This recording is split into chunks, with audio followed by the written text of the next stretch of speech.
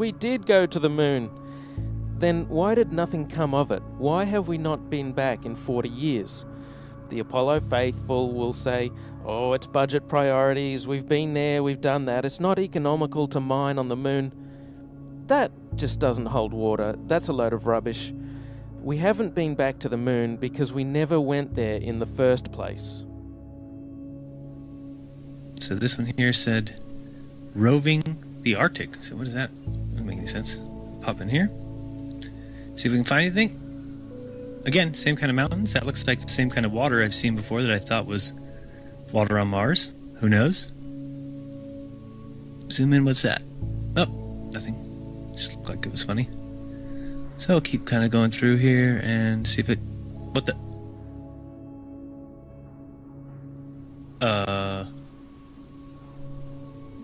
Yeah. So. I think I found out where Mars is, guys. It's just about 1,000 miles north of me. Not quite the distance that NASA says. But I can't find anybody who's in charge of this. They must be hiding behind these rocks. Oh no, there they are out in front of everybody. Just standing there. Lovely. Clown number 1, clown number 2, and clown number 3. He was playing with the water, with the paddles, the hydro repellent paddles. So he was bouncing the glob of water between the two paddles, and one of the community noticed that his eyes were not following the frickin' water. They were jumping into places that he had it for a little bit, and then after that his eyes were completely out of sync with the water droplet. But when those guys were playing ping pong back and forth with the water, you'll notice that the girl always is looking above the camera. And the reason why is because they're looking at the CGI feed. You know, they need to see where the item is that they're playing ping pong with because it's not right in front of them. So once I saw Helmick's video, I really, it opened my eyes even more to, okay, because every time I've watched those astronauts, they appear to be watching a monitor above the camera, which, okay, I could see doing that. But on the other hand, if you're just up in space giving an interview or playing ping pong or whatever you're doing, then you would have no reason to look at a monitor. It doesn't matter. The camera's on you, you know that, so it doesn't matter what you look like. You shouldn't care about that, but they're always very concerned with that monitor. Well, that tells me why. It's when they're using props.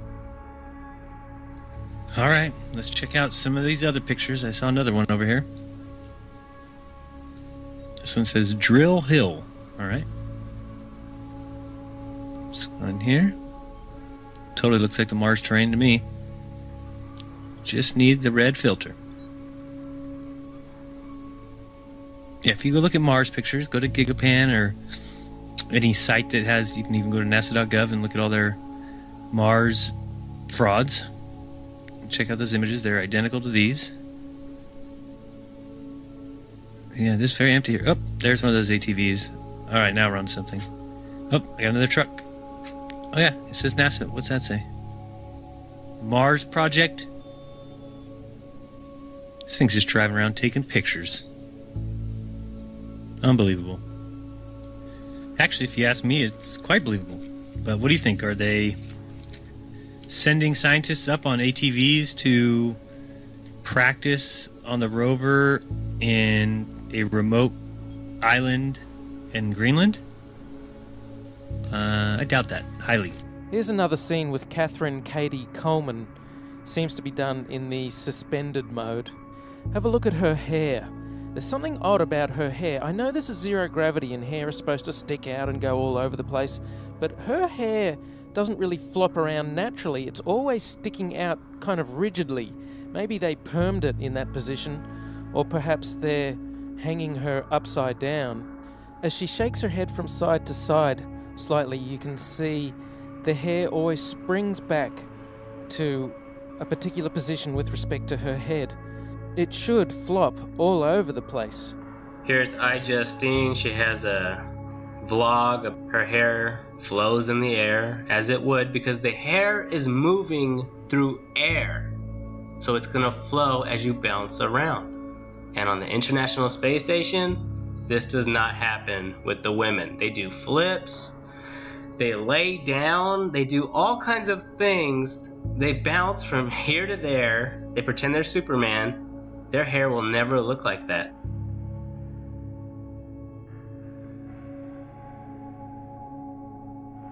In this scene, Chris Hadfield bends down in order to adjust something, and you can see on the back of his shirt a couple of upticks on either side where you would expect wires to come in on either side of that harness in order to support it.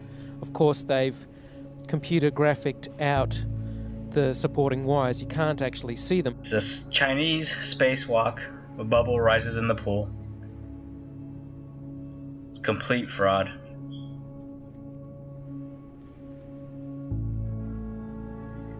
Here the helmet gets hit on the International Space Station and a bubble rises into the pool.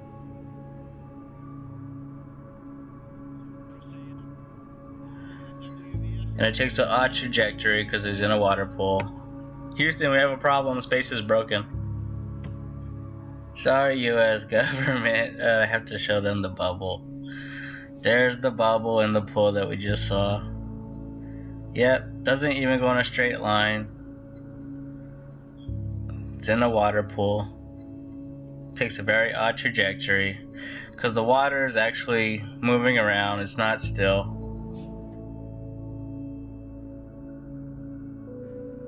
Now check this video out. The whole video is about a minute long. I said 45 seconds before was the maximum for full motion mode. It may be more like a minute that they can do this full motion zero gravity mode, because then the airplane finishes its parabolic trajectory. It has to dip down for a short period of time. There's double the gravity. Anyway, have a look at the end of this, and there's a strange motion to the Santa. Take a look at the way it moves. It kind of skips out of her control a couple of times. First it dips down and then up a little bit, and then at the end it goes up a little bit, and she kind of looks a bit embarrassed, like she's been caught putting her hands in the cookie jar. Oops, I hope you didn't see that. No, we didn't see, Katie. Just keep the beautiful smile on your face, and that'll distract us from the hoax.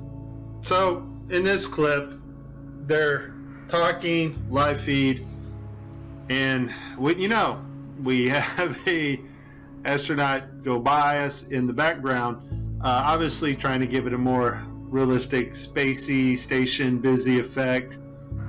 And so we see the guy come flying along in a harness on his wires. Pretty amazing.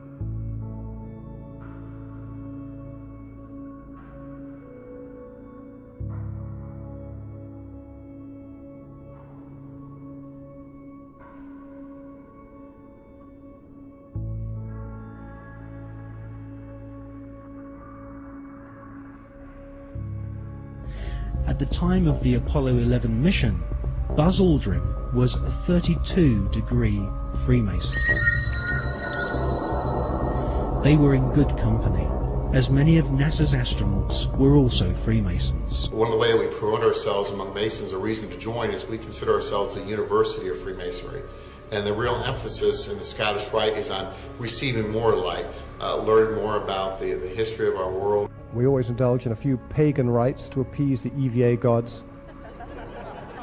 These little ceremonies are very, very important to ensure mission success if you do them right. Another aspect of the illusion of space travel is spacewalks. These are faked inside a swimming pool. It's a custom-built swimming pool, and that's a great way to fake zero gravity. About 6 months ago, in 2013, a gallon of water leaked into one of their spacesuits in a matter of seconds. NASA doesn't really have a proper explanation for how on earth this could have happened. There shouldn't be water leaking into someone's helmet and a person almost drowning in space. How can you drown in space? They now wear snorkels to make sure that they don't drown in space. How can this be happening? A snorkel in space? There could be some water in the porous plate sublimator. When they were on the moon, they supposedly had about a gallon of water, but that cooling system is supposed to be well away from their head. There really is no sane explanation for why a gallon of water would leak into someone's spacesuit, unless you realize the whole thing is faked inside a swimming pool, which is the faking of spacewalks in a swimming pool. In this vid, you catch a glimpse of someone wearing a scuba tank. Scuba tanks in space? Snorkels and scuba tanks in space? They act like a spacewalk is just a walk in the park, like there's very little danger involved at all. And then they also pretend that it travels in all of the same trajectory, and this thing just scoops everything up. And then it has a claw that can grab big pieces of space debris, and then little pieces of space debris get caught on the sides by panels. Of course, there's no in-between. Do they catch the middle-sized pieces of space debris with the box? And then Debris Drone 1 does not send the package down to Earth to get incinerated. No, the whole thing goes down to Earth to become incinerated, and it's fucking useless. So, because they say there's over 500,000 pieces of space debris, they have to send thousands of space debris drone 1s. But the important thing about this is the camera. They show you a camera on this satellite drone. So somebody is operating that claw and they're getting this space junk. Why can't you see the video from this camera? This thing has a camera. Wouldn't you like to see this thing in operation?